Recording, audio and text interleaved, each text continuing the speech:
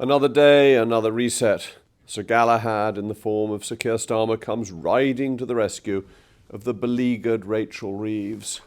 But perhaps he's not so much Sir Galahad as Macbeth. Those famous lines that you can probably all remember off by heart, but I always like to check my sources, who said, "I am in blood steeped in so far, that should I wade no more, returning were as tedious as go o'er." That's the position of this government, isn't it? That it would be as tedious to return to truth as it is to continue wading on.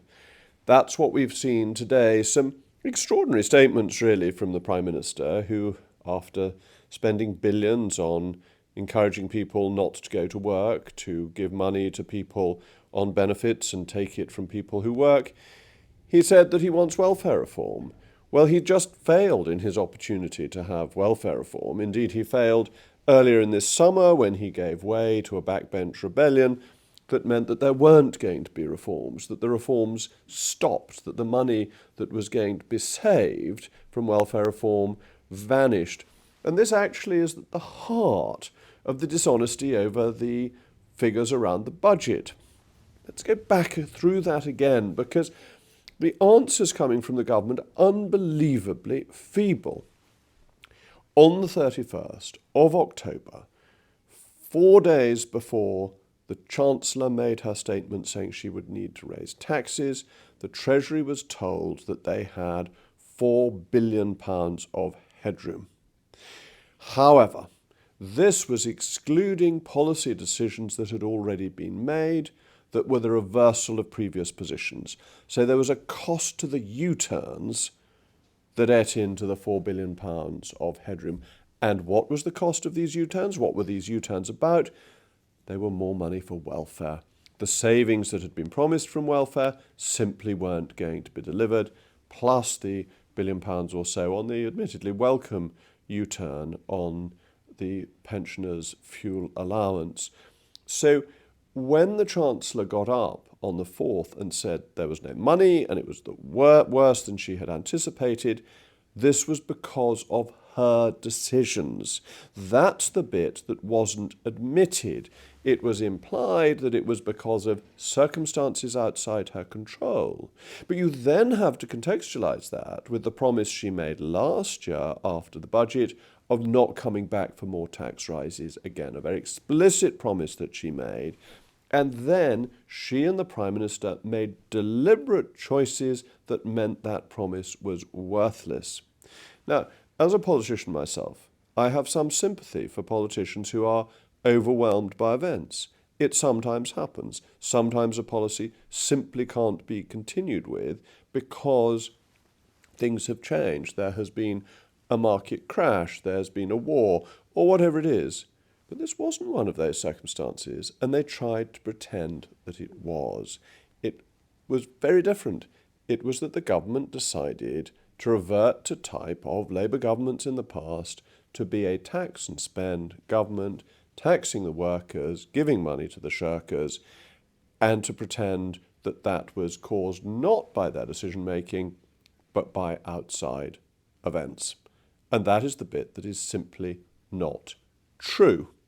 Whether you wish to use the harsh word lie is a matter for you, but I don't criticise those who have done so. And then look at what else Starmer said. He said that he was very proud to have got rid of the two-child cap. Again, this is such an extraordinary way of phrasing himself, considering what he'd said in the past. Previously, he said that he didn't like the two-child cap, that he wished it weren't there, but that he couldn't afford to get rid of it. But he also said that it wasn't a silver bullet, it wasn't the only answer to dealing with child poverty. And again, this is really important because you can't trust what he says. He says things that are convenient for the moment rather than leading to some important end that he fundamentally believes in. He didn't say, before the election or even immediately after it, or even when he took the whip away from Labour MPs who voted for removing the two-child cap, that it was something he wanted to do, or something that he wanted to make savings in other parts of the budget to afford, or something he wished to raise taxes for. He said he couldn't afford it and it's not a silver bullet. It is now something he is extremely proud of. Well, pride cometh before destruction, and haughty spirit before a fall. He needs to remember those important words. Being proud of misleading people seems a very odd thing to be. And then you get his need to make the speech at all. The reason he is making the speech is out of desperation.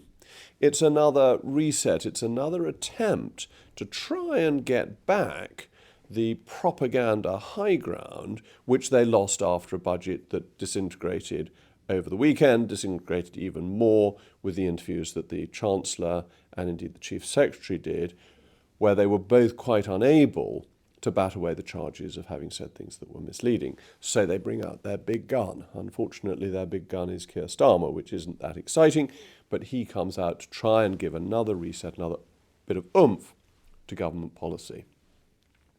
And this, I think, leads on to a further thought in today's papers about whether a group of Scottish MPs are going to try and put together a challenge to Starmer. Because his polls are so bad, his PR is so bad, the drift in the government is so bad, that they're worried that Labour will be wiped out in Scottish elections next year to the benefit of the SNP and Reform. And they are apparently saying, and these are well-sourced pieces, they're apparently saying that they need to act now to get somebody in before those elections who can do a little bit better. And this faces the Labour challengers with a dilemma faced by David Miliband against Gordon Brown and by Michael Portillo against John Major.